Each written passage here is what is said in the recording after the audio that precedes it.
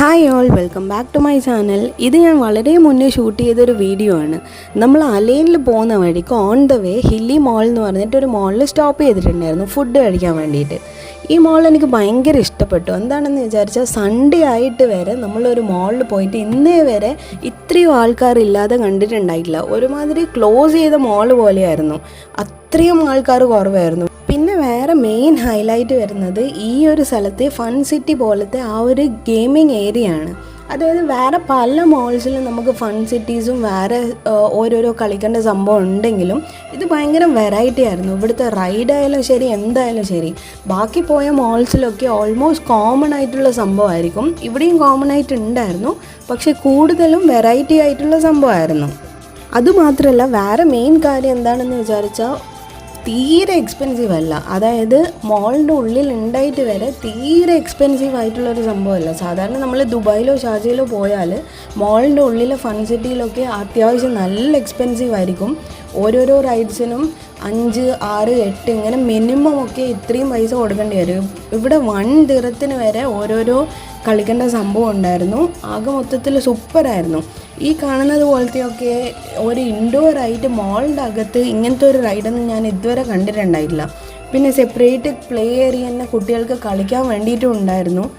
ഈ കാണുന്ന ഈ ഒരു റൈഡ് പോലത്തെ നല്ല അടിപൊളി സംഭവമായിരുന്നു. കുട്ടികൾക്ക് പഠിക്കാൻ പറ്റിയ പോലെയാണ്. അതായത് ഓരോരോ ആനിമൽസിൻ്റെയും ഓരോരോ രൂപങ്ങൾ അവിടെ വെച്ചിട്ടുണ്ടാവും. നമ്മൾ ഓരോന്നും ബട്ടന് ടച്ച് ചെയ്തിട്ടുണ്ടെങ്കിൽ അത് എന്ത് സൗണ്ടാണ് ഉണ്ടാക്കും, അത് ഏത് ആനിമലാണ്, അതിൻ്റെ ഡീറ്റെയിൽസ് ഒക്കെ പറഞ്ഞു തരും. നല്ല സൂപ്പർ സംഭവമാണിത്. കുട്ടികൾക്ക് മാത്രമല്ല വലിയ ആൾക്കാർക്ക് കളിക്കാൻ വേണ്ടിയിട്ടും ഇവിടെ കുറേ സാധനങ്ങളുണ്ട്. മാത്രമല്ല വലിയ ആൾക്കാർക്ക് കളിക്കാനാണെന്ന് വിചാരിച്ച് കൂടുതൽ പൈസയൊന്നുമില്ല, സെയിം റേറ്റ് തന്നെയാണ്. പിന്നെ സാധാരണ ഫൺ സിറ്റിയിലൊക്കെ പോയാൽ ടിക്കറ്റ് വരുന്ന ഓരോ ഗെയിംസ് ഉണ്ടാവില്ലേ, ടിക്കറ്റ് കൊടുത്തിട്ട് നമുക്ക് ഗിഫ്റ്റ് വാങ്ങിക്കാൻ പറ്റുന്ന പോലെ യൂഷ്വലി ഞാൻ കണ്ട എല്ലാ സ്ഥലത്തും ഒരു 200 ടിക്കറ്റ്സ് അങ്ങനെയൊക്കെ ഉണ്ടായാലേ വലിയ വലിയ ഗിഫ്റ്റ്സൊക്കെ കിട്ടും. ബാക്കി ചെറിയ ചെറിയ പോയിൻറ്റ്സിനെല്ലാം നമുക്ക് ചെറിയ ഗിഫ്റ്റ്, റബ്ബർ ബാൻഡ് അതുപോലത്തെ ബോൾ അങ്ങനത്തെ സംഭവമെല്ലാം കിട്ടുക. പക്ഷേ ഇവിടെ സ്റ്റാർട്ടിങ് തന്നെ നല്ല അടിപൊളി ഗിഫ്റ്റ്സ് ഉണ്ടായിരുന്നു. അതായത് അത്യാവശ്യം നല്ല കുട്ടികൾക്ക് കളിക്കാനെല്ലാം പറ്റിയ സാധനങ്ങൾ തന്നെ ചെറിയ ടിക്കറ്റ് റേറ്റ് കൊടുത്താൽ തന്നെ ഉണ്ടാവുന്നുണ്ട്.